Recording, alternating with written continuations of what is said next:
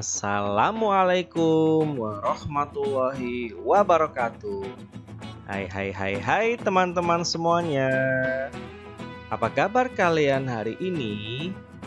Mudah-mudahan kita selalu dalam keadaan yang sehat dan tentunya bahagia. Berjumpa kembali dengan saya, Gatot Kaca. Panggil saya Om Gatot. Gatotnya Gatot Kaca ya, bukan Gatot gagal total. Oke, teman-teman semuanya, pada kesempatan kali ini Om Gatot akan kembali menemani teman-teman semuanya untuk mengikuti pembelajaran di kelas 5, tema 3, subtema 1, dan di pembelajaran 4. Baik teman-teman, sebelum kita memulai pembelajaran hari ini, marilah kita berdoa terlebih dahulu. Tentunya agar diberikan kelancaran dan tentunya ilmu yang bermanfaat untuk kita semua. Berdoa mulai. Berdoa selesai. Baik teman-teman, hari ini kita akan belajar tentang interaksi sosial dan interaksi alam. Berikutnya kita juga akan belajar tentang membuat laporan. Kita juga akan belajar tentang iklan layanan masyarakat. Dan yang terakhir kita juga akan membahas tentang adat istiadat. Nah, sebelum kita mulai pembelajaran kali ini, Om Gatot akan mengajak kalian ke sekolahnya Lani dan Siti. Yuk mari kita dengarkan obrolan keduanya. Siti.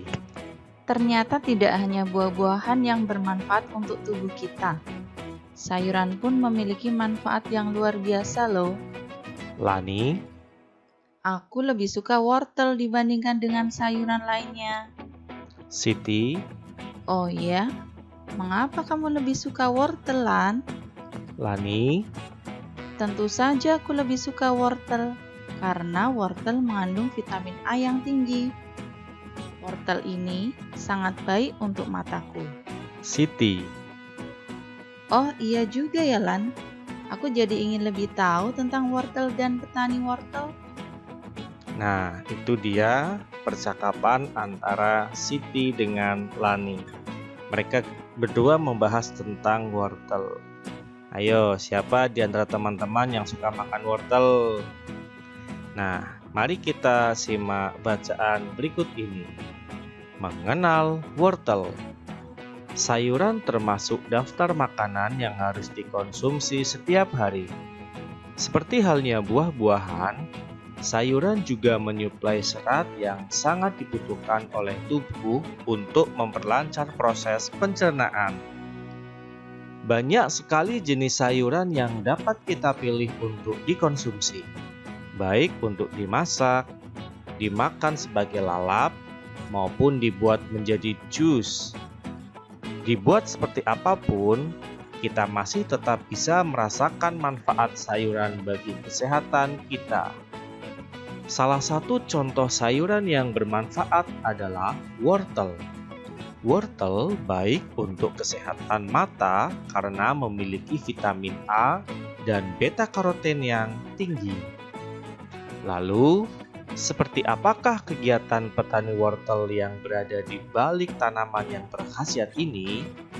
Gede Swardana adalah salah satu petani wortel di Desa Batunya, Kabupaten Tabanan, Bali, yang membudidayakan wortel jenis lokal.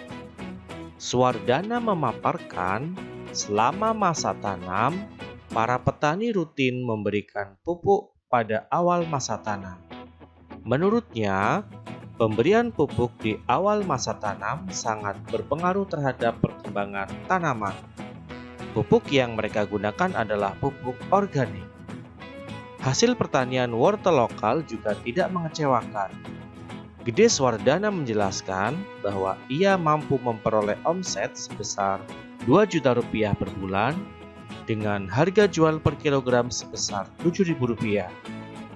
Untuk pemasaran, Swardana menjelaskan bahwa ia membawa wortel-wortelnya tersebut ke pasar Baturiti, Tabanan. Di sana, ia bertemu dengan pengepul sayur yang kemudian mendistribusikan wortel-wortelnya ke beberapa daerah di Pulau Bali. Dalam dunia usaha pertanian, ada 3 pihak yang selalu bekerja sama, yakni pemasok, petani yang bersangkutan, dan distributor yang membeli sayur mayur atau buah-buahan dari petani. Ada pula penjual sayur yang secara langsung membeli sayuran dari petani dan menjualnya secara berkeliling. Nah, itu dia bacaan tentang wortel. Kali ini kita akan belajar tentang interaksi manusia dengan lingkungan alam dan interaksi manusia dengan lingkungan sosial. Nah, pada bacaan tentang wortel tersebut terdapat interaksi manusia dengan lingkungan alam, yaitu para petani wortel menanam dan merawat tanaman wortel. Interaksi manusia dalam hal ini Pak Tani terhadap lingkungan alam yang dimaksud adalah merawat tanaman wortel dilakukan diantaranya saat petani mulai dari menanam, merawat, memberikan pupuk, dan juga memanen. Nah, interaksi antara petani dengan tanaman wortel merupakan jenis interaksi manusia dengan lingkungan alam. Berikutnya ada interaksi manusia dengan lingkungan sosial yang terdapat dalam bacaan wortel tersebut. Di antaranya, petani wortel dengan pengepul sayur. Berarti interaksinya antara manusia dengan manusia. Yang kedua, petani wortel dengan penjual atau pedagang pasar.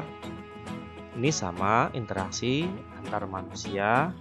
Dan yang ketiga, interaksi antara pedagang wortel dengan tentunya pembeli wortel.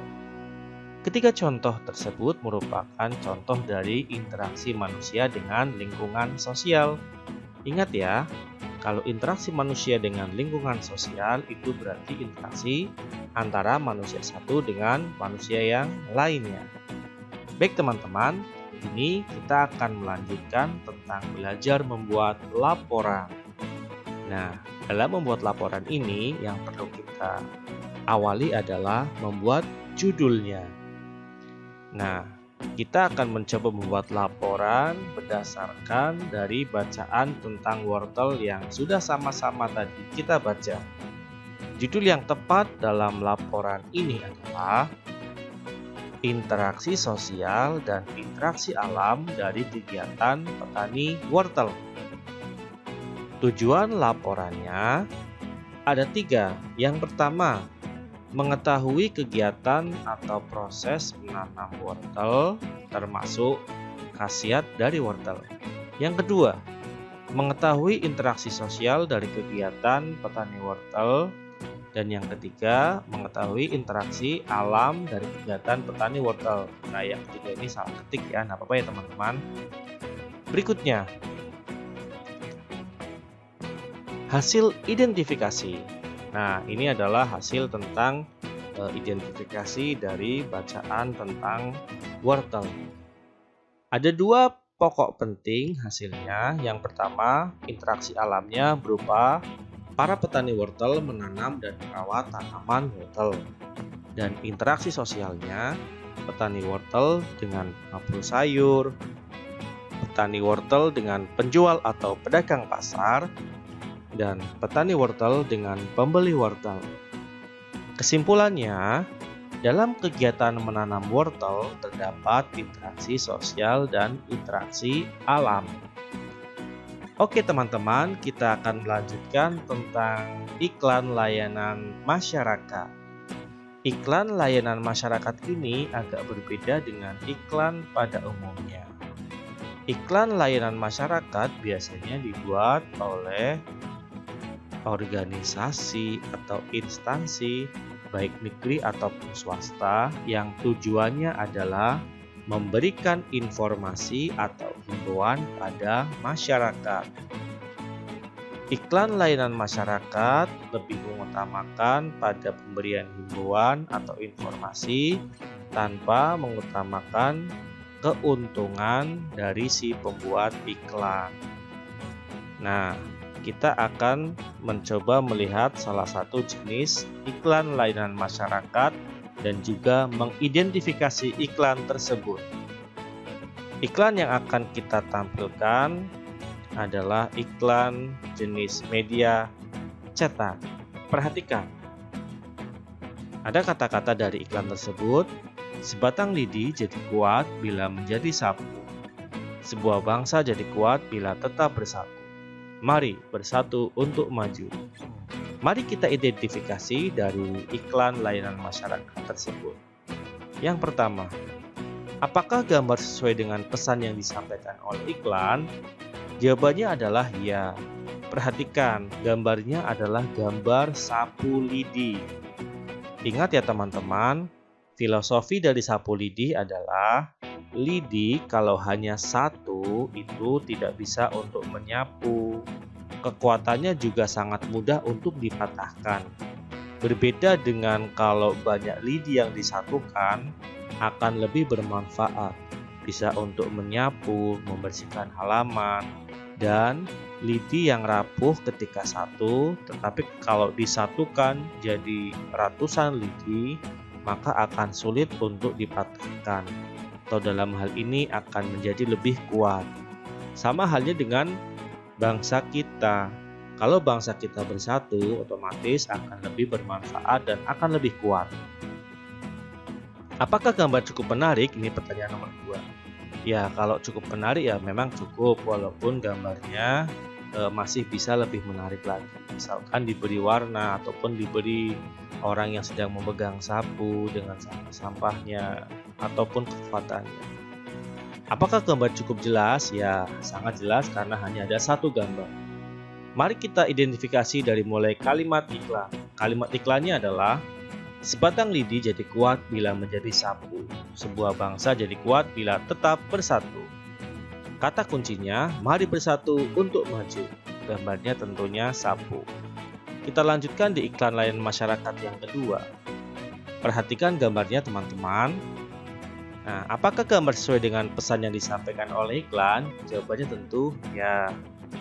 Apakah gambar cukup menarik? Nah, sangat menarik ya. Ini gambarnya ada beberapa anak dengan menggunakan pakaian adat dari background suku atau agamanya masing-masing. Apakah gambar cukup jelas? Ya, tentunya gambarnya sangat jelas dan juga menarik. Yuk kita identifikasi dari mulai kalimat iklannya. Kedamaian ada ketika kita mau menerima perbedaan. Kata kuncinya, rayakan perbedaan dengan kebersamaan. Nah, gambarnya tentunya sangat menarik ya. Nah, baik teman-teman, kita akan melanjutkan tentang bacaan Pesona Tanah Toraja. Sebagai salah satu tempat yang terindah di Indonesia, Tanah Toraja di Sulawesi Selatan yang menyimpan begitu banyak pesona alam dan adat istiadat yang unik dan sangat menarik untuk dinikmati. Berkat kekayaan budayanya yang luar biasa, Tanah Toraja bahkan dimasukkan ke dalam daftar sementara warisan dunia oleh UNESCO di tahun 2004. Adalah sebuah upacara kematian yang dinamakan Rambu Solo, yang merupakan upacara mengantarkan sanak keluarga yang telah meninggal dunia ke alam baka. Upacara ini biasanya dilangsungkan secara meriah selama berhari-hari, serta melibatkan seluruh penduduk desa. Nah, hari ini kita juga akan belajar tentang adat istiadat. Salah satunya adat Rambu Solo yang terdapat di Tanah Toraja. Nah, teman-teman, tentunya di keluarga teman-teman semua ataupun di temannya kalian semua punya adat istiadat yang berbeda ataupun bermacam-macam, ya. Karena kita mengetahui bahwa Indonesia itu terdiri dari berbagai macam suku, bangsa, dan budayanya. Nah, kali ini saya akan mencoba mendeskripsikan adat istiadat di keluarga. Beberapa adat istiadat di keluargaku, misalnya acara tidak siten. yaitu upacara adat untuk adik bayi yang berusia sekitar 6-7 bulan. Tujuannya mengungkapkan rasa syukur karena adik bayi untuk pertama kalinya menginjakkan kaki ke tanah. Nah, ini biasanya terdapat di suku Jawa ya teman-teman. Nah, saya juga punya teman ya, namanya Wayan. Ia berasal dari Bali.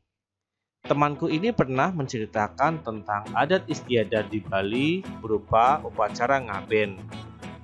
Upacara ngaben berupa pembakaran jenazah untuk keluarga yang sudah meninggal dunia.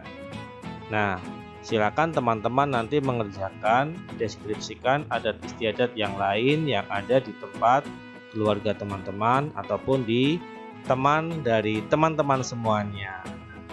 Nah, baik teman-teman, terima kasih telah menonton video ini. Semoga bermanfaat. Semoga kalian semua tetap semangat dalam belajar untuk meraih masa depan yang cerah. Sekian dari saya. Wassalamualaikum warahmatullahi wabarakatuh.